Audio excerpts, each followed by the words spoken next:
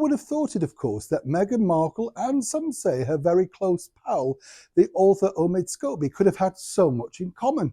What do you mean, I hear you cry, Neil? Well, seemingly both suffer from the very same disease, forgetfulness. If you recall, of course, Meghan Markle forgot, literally, in a royal court of justice, that she had in fact assisted, albeit through her communication secretary, that she'd helped this particular author with his previous book by passing notes along, etc., via the communications officer, via Prince Harry. Now it would appear that, of course, this particular author once again is in hot water. After a week of which he's ridiculed, humiliated and greatly upset senior members of the British monarchy, finally he's confessed. But the true story behind the confession is even more beguiling than anything he could possibly write in his alleged tell-all book. As ever, let me explain. Hi, good morning, Neil Sean here. Nice to see you as ever. Now back inside the warmth of the studio. Once again, very bad weather over here in the United Kingdom, but I hope you're keeping safe and warm, whatever you're doing. Hope you're well. Yes, thank you so much as ever for joining me.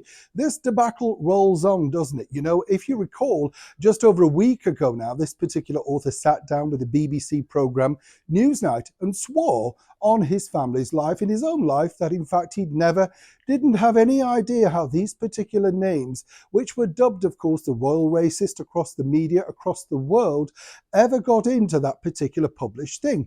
You know, the deal was that he'd signed off the British version, and as far as he was concerned, well, you know, he didn't know how this could have possibly happened. Sadly, the two translators over in the Netherlands were pulled through the coals and made to feel that they were far superior, and it must have been their fault.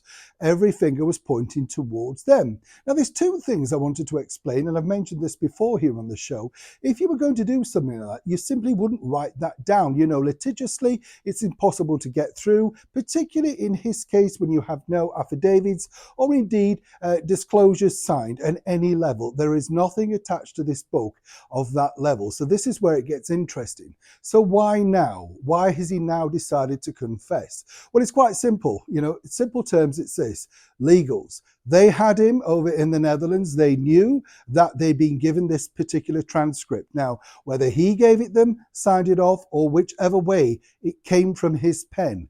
Legally, this is a very serious allegation. It's not over yet.